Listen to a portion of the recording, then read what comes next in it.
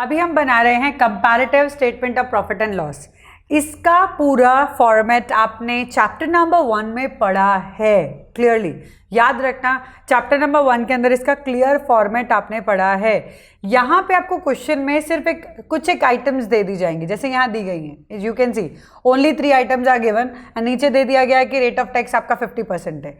Only 3 items are given. Now इसे आप कैसे प्रॉपर फॉर्मेट में डालोगे? यहाँ पे सिर्फ एक्सपेंसेस एक ही दिया है। हो सकता है कि परचेजेस अलग दिए हों, चेंज इन इन्वेंट्री अलग दी हो, एम्प्लॉयज़ कॉस्ट अलग दिया हो, फाइनेंशियल कॉस्ट अलग दिया हो, तो वो सारे एक्सपेंसेस आपको एक साथ यहाँ लिखने हैं। 4, 5, 6, 7, 8 इस तरीके से आप उसको लेकर जाओगे। इस एक्सपेंसेस के अंडर आप सारे एक्सपेंसेस को डाल सकते हो, ठीक है। वो आप फॉर्मेट में सीख चुके हो पहले से ही। तो ये ध्यान रखना है कि जब भी ऐसा कुछ दिया हो तो पहले उसे हम प्रॉपर फॉर्मेट में लिखेंगे। ओके, पहले रेवेन्यू फ्रॉम ऑपरेशन आएगा, फिर अदर इनकम आएगी, दोनों को हम ऐड कर देंगे टोटल रेवेन्यू। मतलब एक कंपनी के पास टोटल कितना पैसा आया वो हमने टोटल रेवेन्यू कर दिया, उसमें से कितना खर्चा हुआ है। यहाँ तो एक्सपेंसेस एक ही है, जो भी तरह के कोई भी एक्सपेंसेस हुए हों एम्प्लॉयज़ के लिए, financial, purchases, inventory, purchases inventory, then change in stock, कुछ भी किसी भी तरीके का कोई भी एक्सपेंस है इस हेड के अंडर आएंगे सारे। फिर आप क्या करोगे? प्रॉफिट बिफोर टैक्स कैसे निकालना है? ये टोटल रेवेन्यू जो आपने निकाला उस पे से सारे एक्सपेंसेस माइनस कर दो तो ऑब्वियसली प्रॉफिट बिफोर टैक्स निकल आएगा, है ना। सारे रेवेन्यूज में से हम एक्सपेंसेस माइनस कर देंगे तो हमारा प्रॉफिट बिफोर टैक्स निकल आएगा। अभी तक हमने टैक्स नहीं दिया है, यहाँ क्लियरली दिया रेट ऑफ टैक्स 50%, मतलब हम इसमें टैक्स माइनस करेंगे, जो भी प्रॉफिट आएगा उसका 50% माइनस कर देंगे and then will get our profit after tax, जैसे हम यूज़ करने वाले हैं फॉर गिविंग शेयर। डिविडेंड को देना है, मतलब डिविडेंड देना है, ट्रस्ट देना है, कुछ भी देना है। इंटरेस्ट तो यहीं आ जाएगा एक्सपेंसेस में, मेनली फॉर डिविडेंड, ठीक है। चलो, अब ये फॉर्मेट तो सेम ही है आपका कंपैरेटिव वाला जो आपने बैलेंस शीट में पढ़ा था। नोट नंबर सेम है, आपका प्रीवियस ईयर का अमाउंट, आपका करंट ईयर का amount, absolute change and then percentage change. इसमें तो कुछ भी चेंज नहीं है। सिंपल क्या, ये वाला पार्ट चेंज है आपका। जो फॉर्मेट है comparative statement of profit and loss का, ये प्रॉफिट एंड लॉस का है, वो बैलेंस शीट का था। बाकी के कॉलम्स तो सेम ही है, ठीक है। चलिए, सेम ही है, कुछ नहीं है।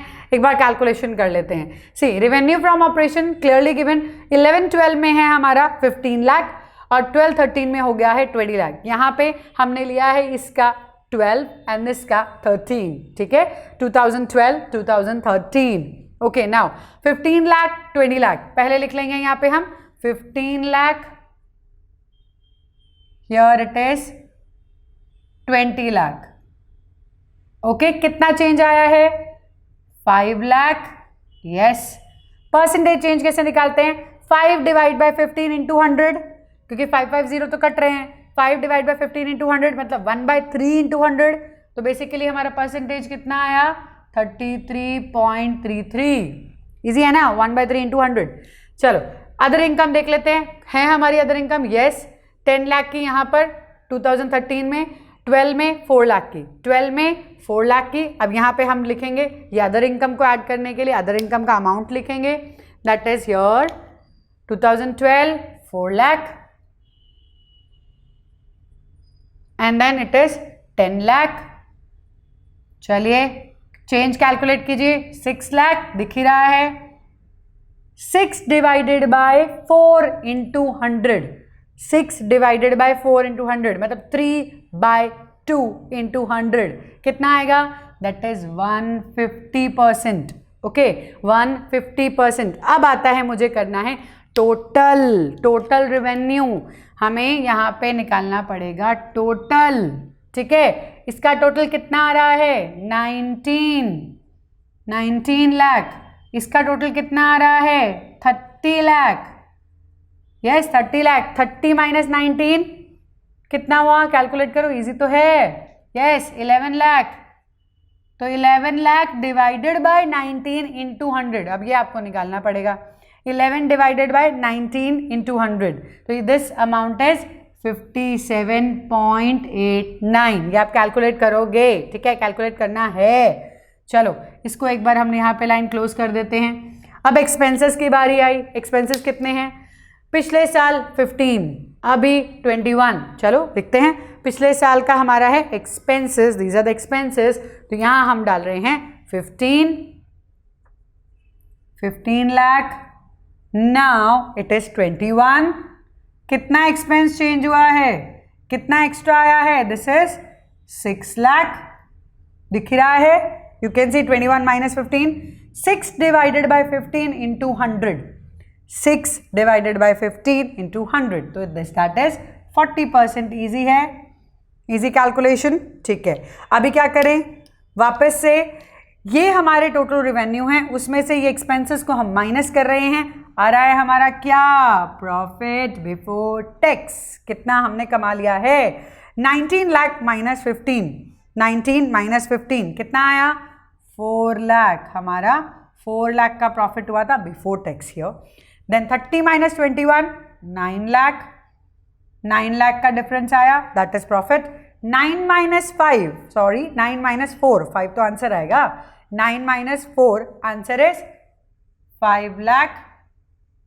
ओके, 5 डिवाइडेड बाय 4 इंटू 100, तो ये कितना होगा, 125%। ठीक है, ये भी हो गया हमारा। अब हम क्या करने वाले हैं, टैक्स माइनस करेंगे, इसको वापस ऐड कर देते हैं। टैक्स माइनस करेंगे, चलिए टैक्स कितना आ रहा है, 50%। इस प्रॉफिट का 50% आपका टैक्स है। इस प्रॉफिट का, हमेशा जो इनकम हम अर्न करते हैं, जो प्रॉफिट्स हम अर्न करते हैं, उसके ऊपर टैक्स लगता है। मतलब 4 लाख का 50%, 9 लाख का 50%। ठीक है, so see here tax will be here 2 lakh. 4 lakh का 50% मतलब आधा ही हो गया, 2 लाख। 9 लाख का 50% 4,50,000, करेक्ट है ना, आधा ही किया मैंने। गैप कितना है, 2,50,000 दिख रहा है हमें क्लियरली। 4,50,000 माइनस 2 लाख करते हैं तो 2,50,000 आता है। 2,50,000 divided by 2 lakh into 100, same ही आने वाला है क्योंकि प्रोपोर्शनेट तो वही है, सेम ही है, हाफ ही हुआ है, तो यहाँ पे भी 125। ठीक है, last profit after tax. Obviously दिया आपने 50% है तो बचा भी तो 50% होगा। दिया आपने 50% है तो बचा भी तो 50% होगा, यही बचा है 2 लाख। यहाँ भी 4,50,000, यहाँ भी 2,50,000, सेम अमाउंट आ रहा है, 125%। सिंपल, समझ आ रहा है ये चीज़।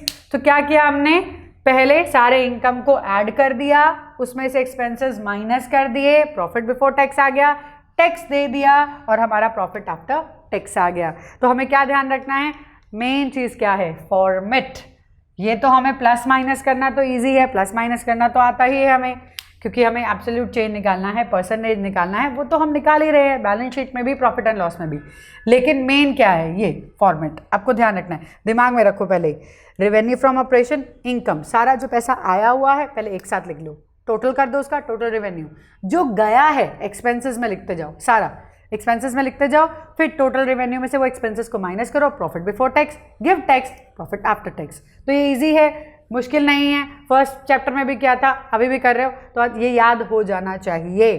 ठीक है, बैलेंस शीट का फॉर्मेट और प्रॉफिट एंड लॉस का फॉर्मेट आपको याद रहना चाहिए। ओके, ट्राई इट आउट, जितना हो सके उतना, जितने क्वेश्चन ट्राई करोगे उतनी जल्दी ये फॉर्मेट याद होगा। अब हम बात करें एक ऐसी comparative statement of profit and loss की जिसके अंदर कुछ परसेंटेजेस दी हुई हैं। हम डर जाते हैं परसेंटेजेस देख के, है ना, नहीं, ये हमें समझना है कि क्या कैसे कैलकुलेट करना है, बस कुछ अलग नहीं है, फॉर्मेट सेम है। मैंने पहले भी बताया है, देखो यहाँ रेवेन्यू फ्रॉम ऑपरेशन दिया है, वो तो पहला पार्ट होता ही है, परचेजेस है तो एक्सपेंसेस हैं, चेंज इन इन्वेंट्री एक्सपेंसेस हैं, अदर एक्सपेंसेस हैं अगेन, और टैक्स दिया हुआ है, मतलब इसमें अदर इनकम नहीं दी हुई है। तो हम क्या करेंगे, जो भी फॉर्मेट हम बना रहे हैं, जो भी फॉर्मेट बना रहे हैं वो क्वेश्चन के हिसाब से बनाएंगे। ये ऊपर पूरा क्वेश्चन है, ठीक है, ये पूरा ऊपर क्वेश्चन है। अब मुझे दिख रहा है कि इसमें अदर इनकम नहीं है, तो मैंने क्या किया, रेवेन्यू फ्रॉम ऑपरेशन लिखा यहाँ से डायरेक्टली, अदर इनकम नहीं डाला, टोटल रेवेन्यू डालने की जरूरत भी नहीं है। क्यों, क्योंकि ऑब्वियसली रेवेन्यू फ्रॉम ऑपरेशन भी टोटल रेवेन्यू है, और उसको क्या ऐड करोगे, और ठीक है। फिर अब मैंने एक्सपेंसेस डाल दिए सेकंड वाले पार्ट में, एक्सपेंसेस।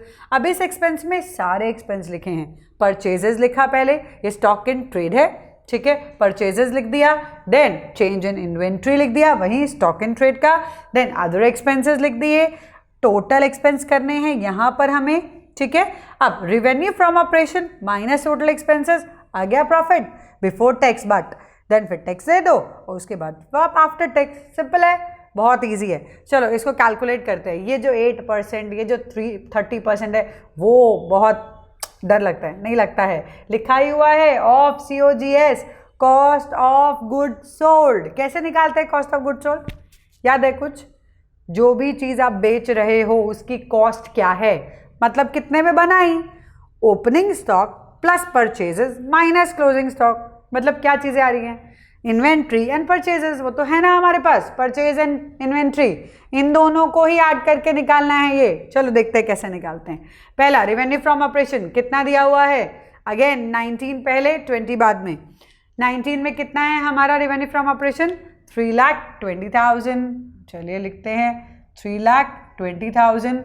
यहाँ कितना हो गया है, 5 लाख, यस 5 लाख। कितना चेंज आया है, परसेंटेज चेंज निकालेंगे बाद में, 1,80,000। पहले काम करते हैं, सारा एब्सोल्यूट चेंज निकाल लेते हैं, फिर परसेंटेज चेंज एक साथ निकाल लेंगे, ठीक है। चलिए नेक्स्ट एक्सपेंसेस। एक्सपेंसेस क्या हैं हमारे, परचेज। अब हम बात करते हैं परचेज की, यहाँ दिया हुआ है 2,50,000, 4,30,000। परचेजेस क्या है यहाँ पे, 2,50,000 and then we have 4,50,000। Change कितना आया है, चेंज कितना है, 2 लाख दिख रहा है साफ, परसेंटेज बाद में एक साथ कैलकुलेट करेंगे। चेंज इन इन्वेंट्री कितना है, चेंज इन इन्वेंट्री 50-50, कुछ चेंज ही नहीं हुआ, चलो बढ़िया हुआ ये तो 50 and here also it is 50, no change, तो इसमें परसेंटेज चेंज निकालने की भी ज़रूरत ही नहीं है। अदर एक्सपेंसेस 8%, ये ध्यान रखना है अब हमें।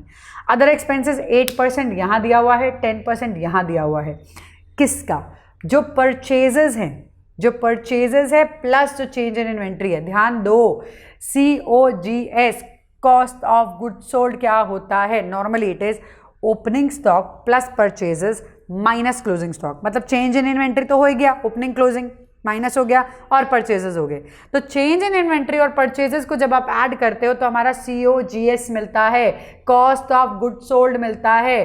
तो चलो 19 में देखते हैं कॉस्ट ऑफ गुड सोल्ड कितना है, 3 लाख। चलो इसको एक बार कैलकुलेट करते हैं। यहाँ पे 3 लाख हमारा आ रहा है COGS इन 2019। 19 में कितना परसेंट है अदर एक्सपेंस, 10%।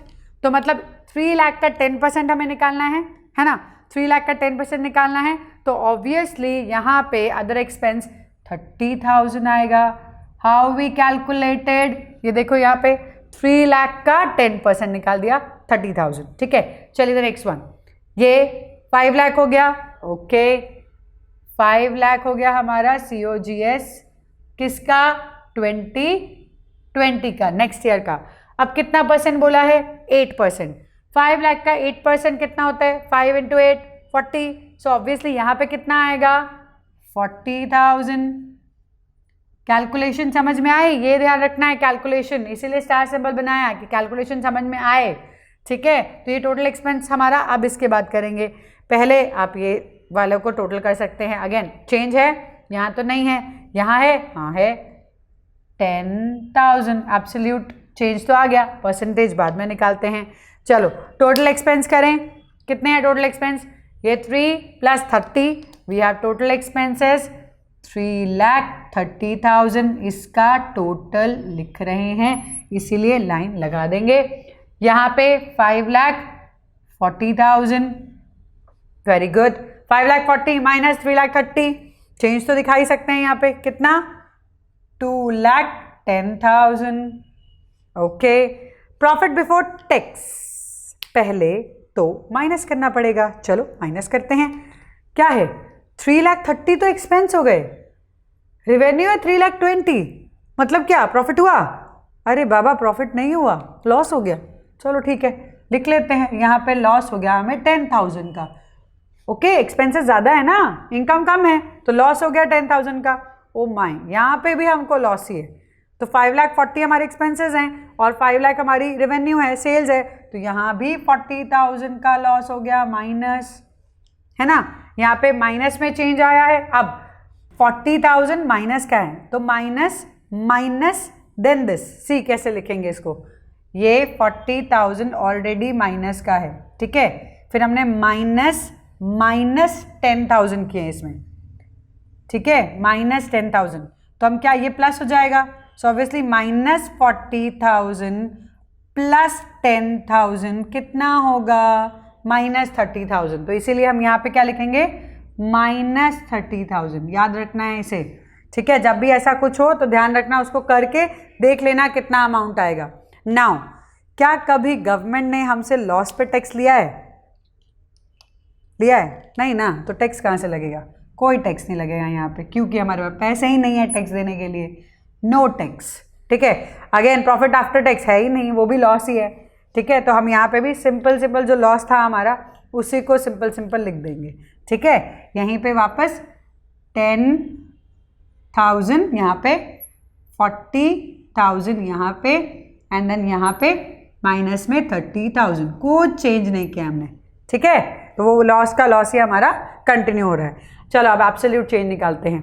हाँ क्या था, 1,80,000 डिवाइडेड बाय 3,20,000, चलो निकालो, कैलकुलेट करो, 1,80,000 डिवाइडेड बाय 3,20,000 इंटू 100, 440 कट गए, 18 डिवाइड बाय 32 इंटू 100, कैलकुलेट करो, 9/16 divided by again 9/16 into 100, so it will be 56.25, calculate करना है, ठीक है। Next 2 lakh divided by 2,50,000 into 100, cut 20 divide by 25 into 100, 4 divide by 5 into 100, so it is our answer is 80, यहाँ पे आ जाता है 80, ठीक है, 80% आ गया। देन 10 डिवाइड बाय 30 इंटू 100, अरे इजी है, 1/3, 33.33, ये तो ऐसे ही आ जाना चाहिए, है ना, ये हमारा हो जाएगा ऐसे ही। नेक्स्ट 2,10,000 डिवाइड बाय 3,30,000 इंटू 100, अब कैलकुलेट करो, 4040 कट हो जाएगी, 21 डिवाइडेड बाय 33 इंटू 100, तो कैसा आता है, 7 divide by 11 into 100, 7 divided by 11 into 100, that is 63.64, calculate कर लेना, ओके, कैलकुलेशन बहुत इंपॉर्टेंट है। 30,000 डिवाइडेड बाय 10,000 इंटू 100, कट 300, सो यहाँ पे आ जाता है हमारा 300, ठीक है। So here will write 300, but ये माइनस में नहीं लिखेंगे, परसेंटेज माइनस में नहीं लिखते हैं, ठीक है। यहाँ भी 300 और यहाँ पे हमें लिखना है डैश, क्योंकि उसकी परसेंटेज हम नहीं निकाल सकते, ठीक है। तो समझ में आया कि हमने क्या किया, जो भी परसेंटेज हो टैक्स का 50 40 हमको क्या करना है, लॉस है, लॉस में हम परसेंटेज टैक्स नहीं दे सकते। मेन था हमारा यहाँ अदर एक्सपेंसेस 8% है, किसका, COGS का। COGS क्या होता है, cost of goods sold is opening plus closing minus opening plus purchases minus closing, मतलब ये जो चेंज इन इन्वेंट्री है वो प्लस जो परचेजेस है वो, उसको आप ऐड कर दो तो COGS आ जाता है, उसका 8%, उसका 10%।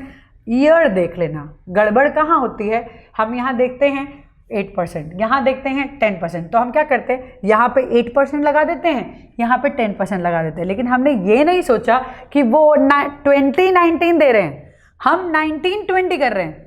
गड़बड़ हमेशा यही होती है, ध्यान रखना। तो यहाँ पे ईयर कौन सा है, 2019, यहाँ कौन सा है 1920, तो पहले 10% एंड देन 8%, वो गलती बहुत होती है, बाकी तो हमारा फॉर्मेट ही है, ठीक है। तो एक बार देख लो दोबारा से, कोई प्रॉब्लम है तो कोई दिक्कत नहीं आनी चाहिए। नेक्स्ट एक और करेंगे जिसमें सिर्फ परसेंटेजेस होंगे ज़्यादातर, मतलब यहाँ पे तो कंपैरेटिवली अमाउंट्स हैं, वहाँ पे थोड़ी ज़्यादा परसेंटेजेस लेंगे, ओके।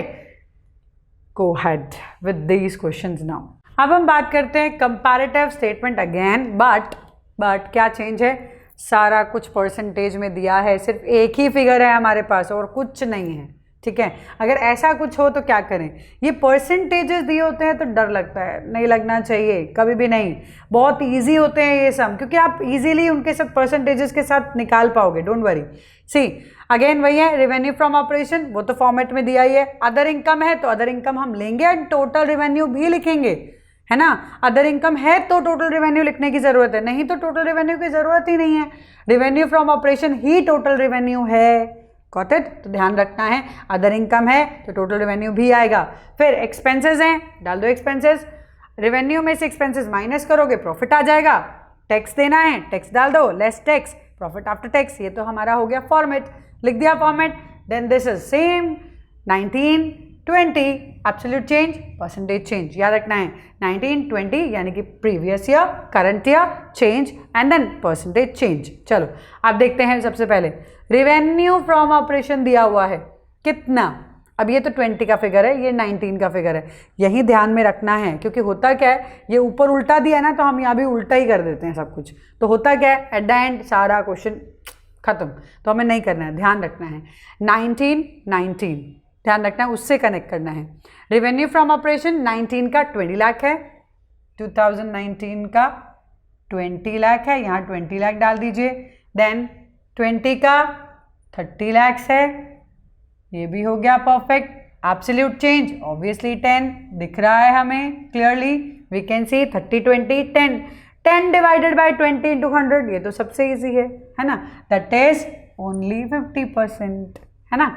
चलो अब अदर इनकम निकालना है, परसेंटेज दी हुई है, डर जाएं नहीं, क्या लिखा है, percentage of revenue from operation, मतलब ऊपर की फिगर का ही तो परसेंटेज है, ठीक है। तो 20% ऑफ 20 लाख, 2 इंटू 2 4 ना, 20% of 20 lakh is 4 lakh, simple है। तो अदर इनकम में हम जाएंगे, यहां पे आएगा 4 lakh, here 15% of 30 lakh, 15 into 3 45, है ना, तो ये क्या होगा 4,50,000, ठीक है। चेंज कितना 50,000, 50,000 divided by 4 lakh into 100, 50,000 divided by 4 lakh into 100 कितना है, चलो कैलकुलेट करो, कट करो, दिस इज 12.5, ठीक है 12.5, इजी है, कैलकुलेट करोगे तो हो जाएगा। चलो नेक्स्ट टोटल करें, टोटल तो करना पड़ेगा, बिना उसके प्रॉफिट कैसे निकलेगा। टोटल हमने कितना कमाया 24 लाख, या देन हियर 34,50,000, ये भी इजी है। चलो इन दोनों का गैप दिख रहा है 10,50,000, ऊपर वाले को भी ऐड कर दोगे तो भी आएगा सही। अब 10,50,000 डिवाइडेड बाय 24 लाख इंटू 100, चलो कैलकुलेट करो, वेटिंग करो करो करो। यहाँ 40 से 40 कट हो गए हैं, 105 डिवाइड बाई 240 इंटू 100, चलो कैलकुलेट करो, थोड़ा सा कॉम्प्लिकेटेड है, 43.75, ठीक है, करो कैलकुलेट करके देखो, गलती निकालो, अच्छा रहेगा मेरे लिए भी। चलो एक्सपेंसेस कितने हैं हमारे 60%, 50% of operating revenue. Operating revenue मतलब क्या होता है, देखो जो पैसा कंपनी को ऑपरेशन से आया है, ऑपरेशन मतलब ये रेवेन्यू फ्रॉम ऑपरेशंस ओनली, मतलब इसने ऑपरेटिंग रेवेन्यू, ये रेवेन्यू फ्रॉम ऑपरेशन की जगह ऑपरेटिंग रेवेन्यू लिख दिया है बस, मतलब ये 20 लाख 30 लाख का ही निकालना है अपने को, okay. Expenses 50% of operating revenue, 19 की बात कर रहे हैं 50%, तो 20 लाख का 50% कैलकुलेट करो, आधा 10 लाख, सिंपल है 10 लाख, ठीक है। चलो नेक्स्ट 60% ऑफ 30 लाख, 30 लाख का 60% कितना होगा 18 लाख, इजी है, कितना चेंज आया 8 lakh, 8 lakh divided bye 10 lakh into 100, easy है वो भी 80%, है ना, दिख ही रहा है 8 लाख 10 लाख तो 80%। चलो अब निकालते हैं क्या profits before interest and, sorry not interest, taxes, only taxes. ये हो गया, यहाँ पे माइनस करेंगे 24 minus 10 14, very good, 34,50,000 minus 18 lakh, यहाँ से स्टार्ट करें 0 0 0 0, ईयर 5, 14 माइनस 8 6, 2 माइनस 1 1, तो ये आ गया हमारा 16,50,000।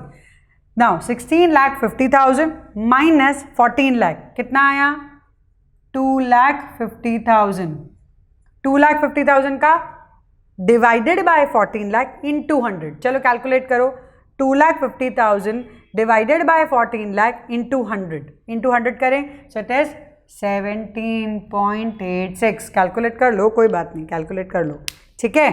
अभी आ जाते हैं टैक्स पे। कितना परसेंट टैक्स है? 30%।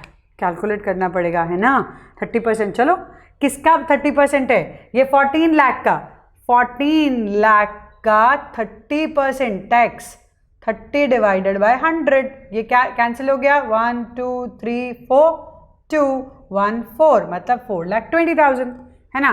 तो यहाँ पे आया 4,20,000। ईजी था। चलो नेक्स्ट वाले का देख लेते हैं। 16,50,000, 16,50,000 इंटू 30%।